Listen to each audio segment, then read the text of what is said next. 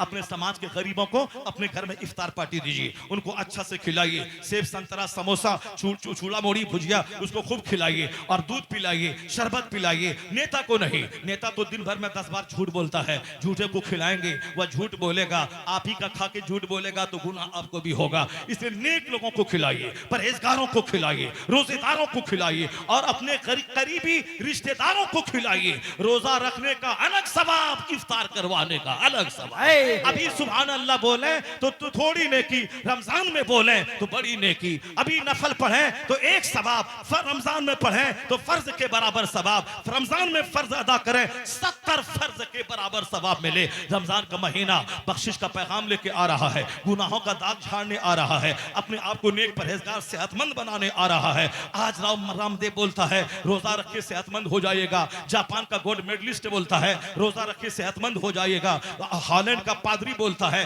Observe fast you will be healthy, America का वैज्ञानिक बोलता है observe fast you will be healthy, Hindustan का वैज्ञानिक बोलता है उपवास कीजिए हेल्दी बन जाइएगा। आमतौर पर मीडिया वाला नाचता है कि रमजान में बंदा कमजोर हो जाता है, निढाल हो जाता है। मैं जरा गरीबान चाक करके उस बदतमीज को मैं बताऊं, कुत्ते मेरी उम्र 55 साल की हो रही है, नालायक बदतमीज, मैं 10 साल के उम्र से 8 साल की उम्र से मैं रोजा रख रहा हूं। मेरा तजर्बा है रमजान के अलावा दूसरे दिनों में मैं कमजोर हो जाता हूं, रमजान में मैं सेहतमंद हो जाता हूं। अभी 10-12 साल से मुझको शुगर का मर्ज है। लोग कहते हैं शुगर वाला भूखा नहीं रहेगा, वह दवाई कमर में खोस लेता है, बोलता है डॉक्टर ने बोला है शुगर है, अगर भूखा रहेगा तो मर जाएगा, किडनी खराब हो जाएगी। मेरे शुगर के आज 12 साल हो गए हैं मगर मैंने एक रोजा तक नहीं छोड़ा, न सफर में छोड़ा न घर में छोड़ा। शुरू के दिनों में 2-4 दिन थोड़ी सी परेशानी होती है मगर 5 रोजा के बाद फिर एनर्जी मिल जाती है, पहले से सेहतमंद हो जाता हूं। मैं बचपन से मेरा तजर्बा है। मेरा बेटा 10 साल का, वह 3 साल से 300 रोजे रख रहा है।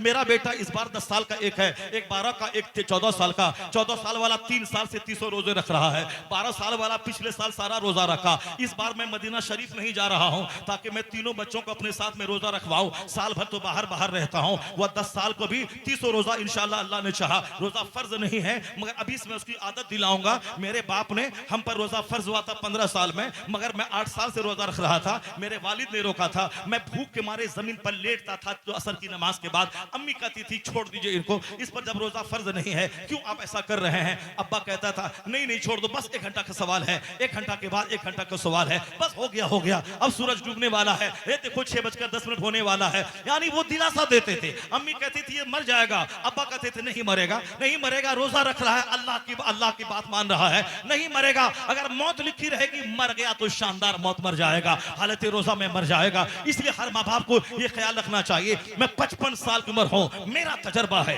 रमजान में सेहत मिल जाती है। वो झूठा है जो कहता है कि रमजान में सेहत गिर जाती है। और आज साइंस ने साबित कर दिया। जापान का gold medalist observe fast you will be healthy, Ramdev observe fast you will be healthy, America का वैज्ञानिक observe fast you will be healthy, Hindustan का doctor observe fast you will be healthy. क्या मतलब? रोजा रखिए हेल्दी हो जाएगा।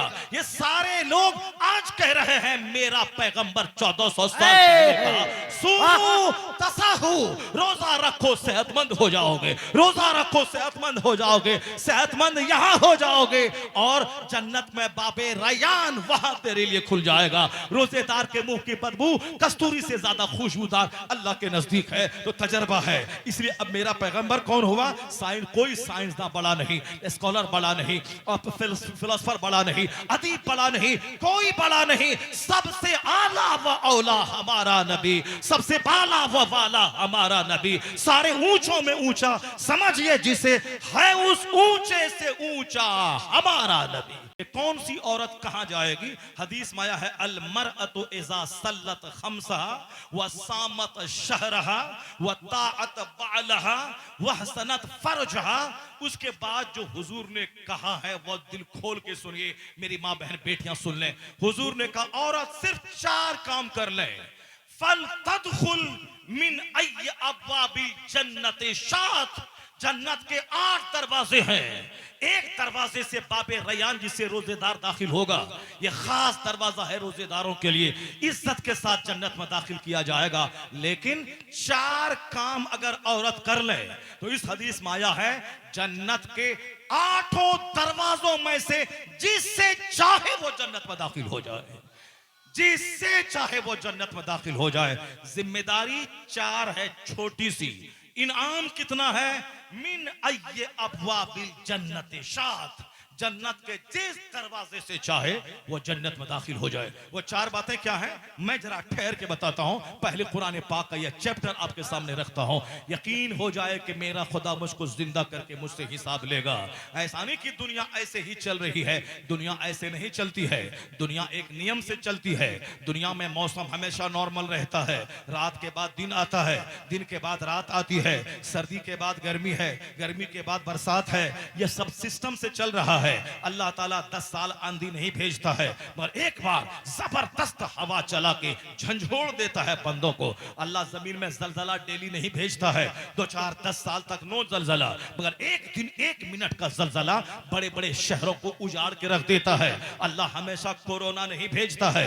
10-20-50 साल के बाद जब जमीन पाप से भर जाती है, जब लोग सोचते हैं कोई खुदा नहीं है, मैं जैसे चाहूं जियूं, अल्लाह ताला उसका गुरूर तोड़ने, घमंड तोड़ने के लिए उसको छोटा सा कीड़ा भेजता है। जो कीड़ा घर को जेल बना देता है, जो कीड़ा शहरों को उजाड़ देता है, जो कीड़ा हवास बाख्ता कर देता है, जो कीड़ा सारे रिश्तेदारियों से दूरियां बना देता है, तो अल्लाह ताला मगरूरों को सजा देने के लिए, घमंडी को सजा देने के लिए, जिनको औलाद पे घमंड था, जमींदारी पे घमंड था, अपने मुल्क पे घमंड था, अपनी जवानी पे घमंड था, अपने नॉलेज पे घमंड था, अपनी नौकरी पे घमंड था, अपनी 2-4 ईंट वाले घर पे घमंड था, इन मगरूरों को सजा देने के लिए अल्लाह छोटा सा कीड़ा भेजता है।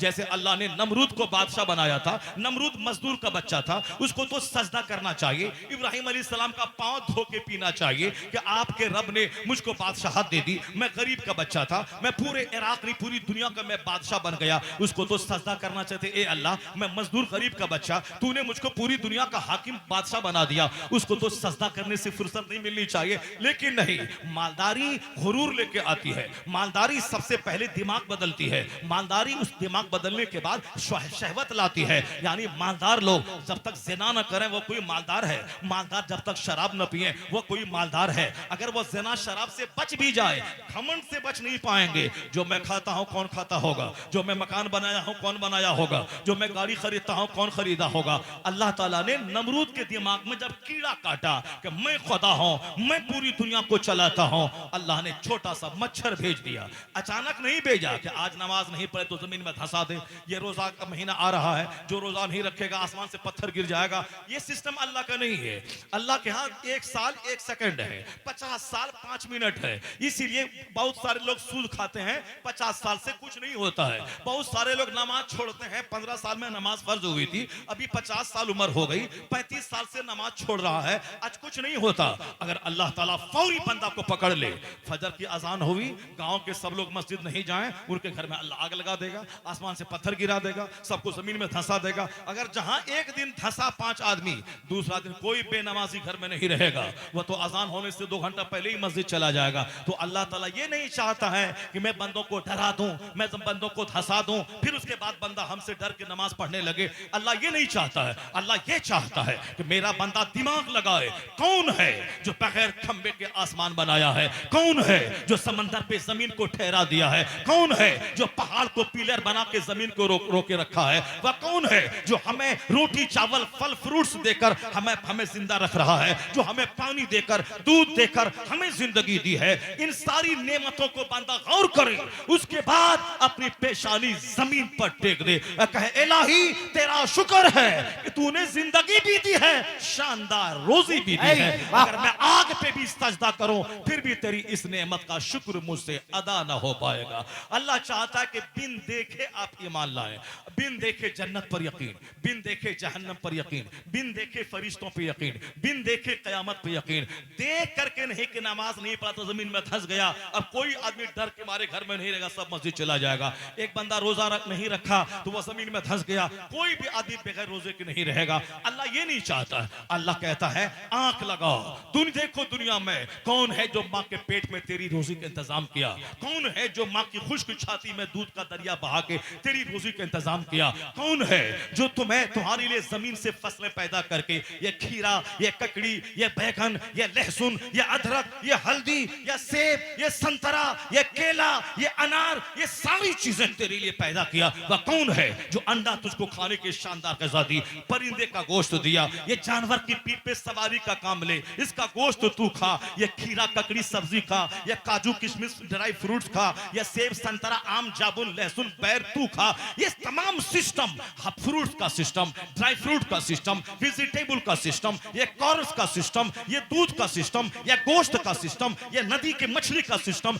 ये सारी नेमतें हमारे लिए, ना अल्लाह खाता है ना अल्लाह का फरिश्ता खाता है, ये सारी नेमत हमारे लिए। तो ए बंदे जरा थोड़ा दिमाग लगा दे कि कौन है मेहरबान खुदा जो ये सारा इंतजाम मेरे लिए किया। सूरज चमकाया मेरे लिए ताकि मैं दिन में काम करूं, चांद दिया मेरे लिए ताकि रात की वहशत से मैं बचूं, ये मौसम तब्दील किया मेरे लिए ताकि गर्मी का मजा, जाने का मजा, बरसात का मजा मैं लूं, रात का मजा, दिन का मजा मैं लूं। तो तुमको अकल लगा कौन है जो ये सारा सिस्टम निजाम चलाता है। जब तू गौर करेगा तब पता चलेगा ये सारी नेमत हमारे लिए, गेहूं धान मेरे लिए, लहसुन प्याज मेरे लिए, सेब संतरा मेरे लिए, आसमान मेरे लिए, जमीन मेरे लिए, पानी मेरे लिए, हवा मेरे लिए, आग मेरे लिए, नदी नाला डेजर्ट पहाड़ मेरे लिए। मैं किस काम के लिए? तो एक आवाज अंदर से आएगी, सारी नेमत तुम्हारे लिए और तुम्हारी पेशानी का सजदा नेमत देने वाले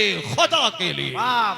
सारी जिंदाबाद, सारी नेमत तुम्हारे लिए और तुम अल्लाह की इबादत के लिए, तुम अल्लाह की इबादत के लिए खूब रोटी चावल खा, खूब फजर में सजदा कर, जोहर में सजदा कर, असर में सजदा कर, मगरिब में सजदा कर, इशा में सजदा कर। फजर से लेके जोहर तक कोई नमाज फर्ज नहीं है।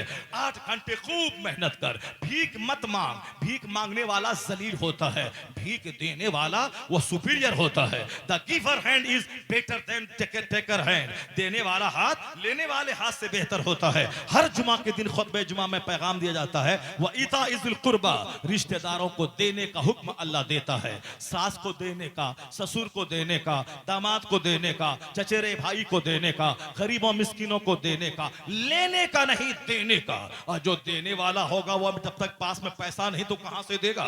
पैसा ऐसा दे हो हमारे पास कि मैं खुद खाऊं, गरीबों को खिलाऊं, मैं खुद खाऊं, अपने रिश्तेदार को दूं। ऐसा नहीं कि ईद के दिन मुंह चुरा के बैठ जाऊं कि ससुर वहां से सेवई भेज देगा, ससुराल से कपड़ा आ जाएगा, ससुराल वाला वहां से जूता चप्पल भेज देगा। नहीं भेजा तो मुंह फुला के बैठ जाएं, अब उसके यहां नहीं जाएंगे। यानी 10 साल देता रहा तो वाह वाह, एक बार गरीब था बेचारा, नहीं दिया तो मुंह फुला के बैठ गया, नहीं जाऊंगा तुम्हारे घर में, नहीं जाऊंगा तुम्हारे घर में। ये सब हिजड़ों की कहानी है, ना मर्दों की कहानी है, खसीसों रजीलों जलीलों की कहानी है। क्यों जलील बनना चाहता है? तू बहादुर बन कि तू अपने बाप को भी दे, ससुर को भी दे, इतना कमा कि अपनी माँ को भी दे, सास को भी दे, इतना कमा। अगर तेरा अपना भाई गरीब है उसे भी दे और अपना साला गरीब है उसे भी दे। ऐसा नहीं कि सास ससुर को तू नकार दे, नहीं, वह तेरी बीवी की माँ है, वह तेरी बीवी का बाप है या तुम्हारा बाप है। इतना कमा मेहनत से कि मैं अपने माँ बाप को भी दे, अपने सास ससुर को भी दे। हाथ मत फैला, मेहनत से कमा।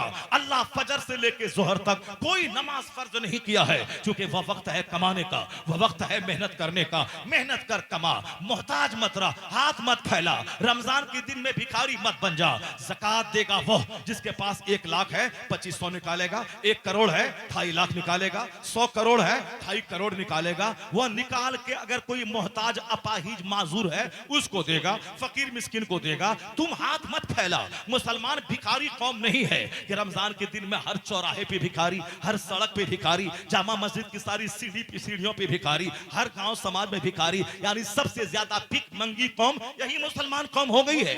जो ज़कात का सिस्टम यहाँ, फित्रे का सिस्टम यहाँ, शर्म कुर्बानी का सिस्टम यहाँ, सदका तो खैरात का सिस्टम यहाँ, जमीन से फसल पैदा हो उश्र का सिस्टम यहाँ। यानी क्या कहा? वआतू हक़्क़हू यौम हसादी, खेती कटने के दिन उसका हक निकाल दे, हक निकाल के मोहताज तक पहुंचा दे, फित्रा निकाल के मोहताज तक पहुंचा दे, ज़कात निकाल के मोहताज तक पहुंचा दे। मोहताज दरवाजे पे नहीं आएगा, वो उनकी गैरत नफ्स फना ना होगी, वह इज्जत नफ्स से खिलवाड़ नहीं करेगा, वह जलील और रुस्वा होकर अपना चेहरा काला कहला करके तेरे सामने बेगैरत बन के हाथ नहीं फैलाएगा। तुझको देना है, माल तेरे पास है, उसका हक निकाल के तुझको हकदार तक पहुंचाना है। यहूदी के यहाँ कोई भिखारी नहीं, क्रिश्चियन के यहाँ कोई भिखारी नहीं, और हिंदुस्तान में एक मुट्ठी भर कौम है सिख के यहाँ बहुत मुख्तसर 5% भिखारी। हमारे यहाँ रमजान के दिनों में लगता है कि सारी कौम भिखारी हो गई है। देने वाला 5 है, लेने वाला 95 है। या सिर्फ ज़मीर मुर्दा हो गया है, सोच छोटी हो गई है। क्यों कि साहब ससुर ही कपड़ा देगा, ससुर घड़ी देगा, ससुर जूता देगा, ससुर शेरवानी देगा। अपना कमा खा करके क्या करेगा? वो खाएगा, हागेगा, और कपड़ा कौन देगा? ससुर देगा। एक बीवी से फायदा भी उठाएगा और उसके बीवी के बाप से घड़ी भी पहनेगा। वो मर्द है क्या जो अपनी बीवी के बाप की जमीन बेचवा के वो शेरवानी पहने, वो हाथ में घड़ी पहने, वो 3 पीस का कोट पैंट पहने, वो जूता खरीदे, कोठारी की बनियान चाहिए, कोठारी की बनियान चाहिए, और साहब फला कंपनी का रेमंड का कपड़ा चाहिए, और साहब रेड एंड चीफ का जूता चाहिए, खादिम का जूता चाहिए। क्यों? ये सब कपड़ा खरीदने की रस्म। चलो साहब 5 आदमी उधर से, 5 इधर से, लड़का भी जाएगा, बोलेगा ये नहीं वो चाहिए। लड़का का बहनोई रहेगा, लड़का ऐसे धमक के रहेगा, बहनोई बोलेगा अरे ये नहीं वो कपड़ा चाहिए, जैसे इनका बाप कमा के उसको दे दिया है। अगर लड़की को तेरी जरूरत है तो तुमको भी लड़की की जरूरत है। अगर शादी लड़की की बंद हो जाए, ये मर्द जहर खा के मर जाएगा, ये दुनिया में जिंदा रहना मुश्किल हो जाएगा, ये रोजाना सर पटक के मर जाएगा। 50 करोड़ का बंगला बना ले, अगर औरत नहीं है तो सारा घर कांटे का घर है। अगर फॉर्च्यूनर खरीद ले, अगर बीवी नहीं है तो वो कूड़े का तीन है वो। इसलिए तमाम फिक्स डिपॉजिट, तमाम महल, तमाम गाड़ियां, सबकी रौनक इस बीवी की वजह से है। अगर ये है तो घर की जीनत है, अगर ये नहीं है तो घर वो साहब कंगालों का घर है, वो भिखमंगों का घर है, वो साहब कब्रिस्तान से बदतर है जिस घर में औरत न हो। इनकी वजह से हमारी सेहत है, इनकी वजह से मेरी आंख गुनाहों से बचती है, इनकी वजह से मेरे बच्चे हैं, इनकी वजह से मेरा बच्चा मेरी निशानी है। क्या तुम अपने से बच्चा पैदा करेगा? अगर औरत न रहेगी तो तेरा बेटा कहां से पैदा होगा? जब सारी बहार इनसे है तो उनके बाप को रोला के 3 पीस पहनने का क्या मतलब है? उनके बाप की जमीन बेचवा के कार लेने का क्या मतलब है? उनके बाप को भीख मंगवा के 35 साल की सारी कमाई 35 मिनट में पानी की तरह बहा देने का क्या मतलब है? जब तुझको औरत की जरूरत है तो फिर उस औरत के बाप को रोला के ये मोटरसाइकिल, ये बुलेट, ये कार, ये कपड़ा, वो शर्म आनी चाहिए कि पलंग बीवी लाएगी और सोएगा ये हिजड़ा, वो सोफा बीवी लाएगी, बैठेगा ये हिजड़ा, वाशिंग मशीन बीवी लाएगी, कपड़ा धोएगा ये हिजड़ा, वो हिजड़ा है जो वह सब लाएगी। कटोरा वो लाएगी, प्लेट वो लाएगी, वो पैर पोछने वाला वो लाएगी, खिड़की का पर्दा वो लाएगी, टेबल क्लॉथ वो लाएगी। तू क्या करेगा? हिजड़ा।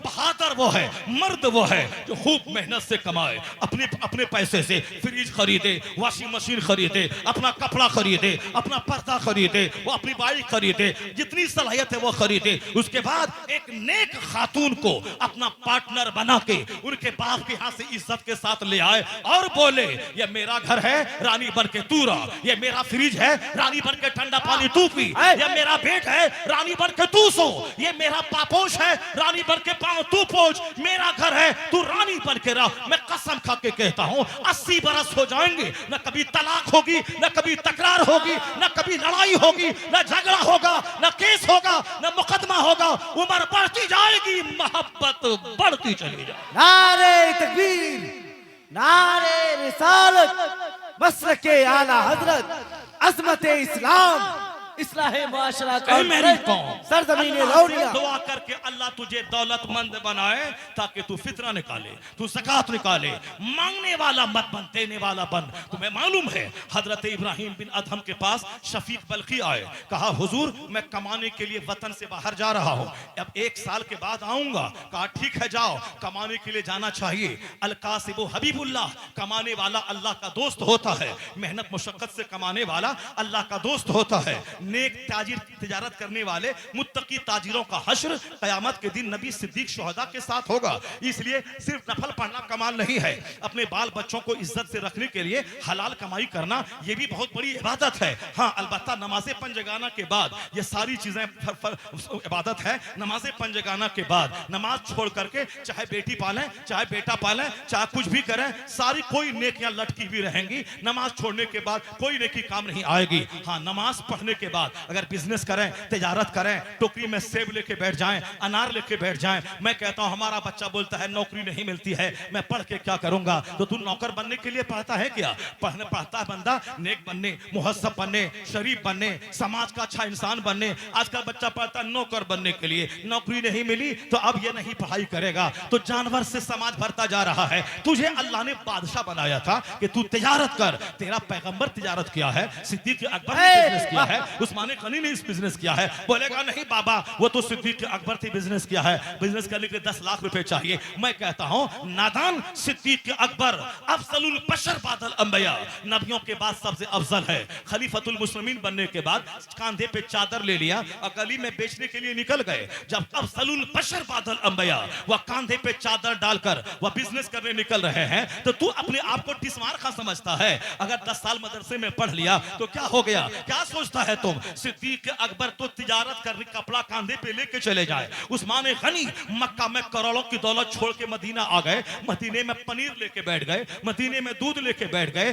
करोड़ों की जायदाद अल्लाह के लिए छोड़ी थी तो अल्लाह ने इस छोटे से बिजनेस में बरकत दे दी। उससे ज्यादा दौलत है मदीने में अल्लाह ने उस्मान को अता फरमा दिया। अल्लाह से सौदा करके तो देख, तो कौन 10 लाख रुपए लेके बैठेगा? 10,000 की सेब लेके बैठ जा, 10,000 का कपड़ा लेके बैठ जा, 10,000 की सब्जी लेके बैठ जा। अल्लाह चाहेगा उस्मान गनी का सदका मिलेगा। ये 10,000 लेके आज बैठा है, कल 10 करोड़ वाला हो जाएगा, 10 अरब वाला हो जाएगा। जब हिंदुस्तान में मुकेश अंबानी का बाप धीरू भाई अंबानी अमेरिका में मजदूरी करने गया था, आज उसका बेटा दुनिया का 10 टॉप मालदारों की सूची में एक नाम उसका है। हिंदुस्तान के 150 करोड़ लोगों में सबसे बड़ा नाम मुकेश अंबानी का है। उनका बाप मजदूरी करता था, उनका बाप बोलता मैं मजदूरी कर रहा हूं, मैं कैसे अरबपति बन जाऊंगा? गवर्नमेंट से मैं ले लेता हूं लोन 50 खरब रुपया, उसके बाद बिजनेस करूंगा, और बिजनेस नहीं चला तो जहर खा के मर जाऊंगा। कर्ज लेके बिजनेस मत कर, बल्कि हलाल तरीके से कर। मजदूरी 10,000 लेके बैठ जा, 500 रुपए का आम लेके बैठ जा, फिर अल्लाह पर भरोसा कर, अल्लाह तुम्हें अरबपति बना देगा, करोड़पति बना देगा। नौकर क्यों बनना चाहता है? वअदल्लाहु लज़ीना आमनू व अमिलुस सालिहात मिनहुम लयस्तखलिफन्नहुम फिल अर्द। अल्लाह ने वादा किया है जो ईमान लाएगा, नेक बनेगा, अल्लाह उसे इस जमीन का बादशाह बना देगा, इस जमीन का खलीफा बना देगा। तो तू बादशाह बनने आया है, नौकर बनना चाहता है, 10 लाख ले लीजिए नौकरी दे दीजिए, 20 लाख ले लीजिए नौकरी दे दीजिए, 40 लाख ले लीजिए नौकरी ले लीजिए। ये रिश्वतखोरी का काम क्यों करता है? यह रिश्वत देना हराम, पहले ही दिन हराम से जरिए माश का इंतजाम क्यों कर रहा है? अल्लाह पर यकीन नहीं है इसलिए मारे मारे फिर रहा है। वमन यतफक्कल अल्लाह फहुव हस्बु। गौसे पाक के पास 4 बीवियां थी, 49 औलाद थी। पूछ उनसे कैसे आपने 4 बीवी को पाला, न लड़ाई न झगड़ा, 49 औलाद को पाला? जवाब मिलेगा वमन यतफक्कल अल्लाह फहुव हस्बु। जो अल्लाह पे भरोसा करता है अल्लाह उसके लिए काफी हो जाता है, अल्लाह उसके लिए काफी होता है। ला तक़तुलू औलादकुम खश्यता इमलाक। गरीबी की डर से बच्चों को ज़बह मत कर, मैं तुझे भी रोजी देता हूं, तेरे बच्चों को भी रोजी दूंगा। अल्लाह पर मजबूत यकीन आदमी के चेहरे को हरा भरा रखता है। अब जरा गौर से सुनिए, वह चैप्टर में खोलता हूं, उसके बाद वो हदीस में सुनाता हूं, फिर उसके बाद आपके लिए एक हदीस सुनाता हूं। मैं माइक छोड़ देता हूं, मैं आपसे रुखसत हो जाऊंगा। आप घबरा तो नहीं रहे? आप लोग अगर घबरा जरा जोर से बोले सुभान अल्लाह, हाथ उठा के बोले ला इलाहा इल्लल्लाह। तकरीर सुनिए, तकरीर सुनिए, अपनी जिंदगी संवारिए। अल्लाह ने सारी चीजें आपके लिए पैदा की हैं, आपको अल्लाह की इबादत के लिए पैदा किया है। आपका जो काम है वो काम कीजिए, अल्लाह का जो काम है वो अल्लाह कर रहा है। दुनिया चलाना अल्लाह का काम, हुकूमत देना अल्लाह का काम, हुकूमत छीनना अल्लाह का काम, दुनिया चलाना अल्लाह का काम, मौसम बदलना अल्लाह का काम, नमरूद को मामूली मच्छर से तबाह बर्बाद करना अल्लाह का काम, वो अल्लाह का काम है। दुनिया चलाना अल्लाह का काम है। आप दुनिया का टेंशन मत मोल लीजिए, कल मर जाइएगा, कब्र में जाइएगा। ज्यादा अखबार मत पढ़िए, ज्यादा न्यूज मत पढ़िए, ज्यादा न्यूज चालक मत बनिए, ज्यादा मोबाइल चालक मत बनिए। आप नमाज पाबंदी से पढ़िए। माह रमजान आने वाला है, एक एक मिनट को कीमती समझिए। साल भर में रमजान में काम काज कम कर दीजिए, बात बोलना कम कर दीजिए, ज्यादा टाइम दरूद में लगाइए, ज्यादा टाइम कलमा शरीफ पढ़ने में लगाइए, ज्यादा टाइम कुरान की तिलावत में लगाइए, रिश्तेदारों से मिलना छोड़ दीजिए। अल्लाह ताला आपको दौलत दे तो आप अपने घर में इफ्तार पार्टी अपने 2 चार गरीबों को दीजिए। वह नेता को मत बुलाइए, झूठा को मत बुलाइए, शराबी पापी को मत बुलाइए, और रोजा के बहाने नेतागिरी की दुकान मत चमकाइए। अल्लाह देख रहा है, जो अल्लाह को खुश करेगा अल्लाह उसको खुशी देगा, और जो बंदों को खुश करना चाहेगा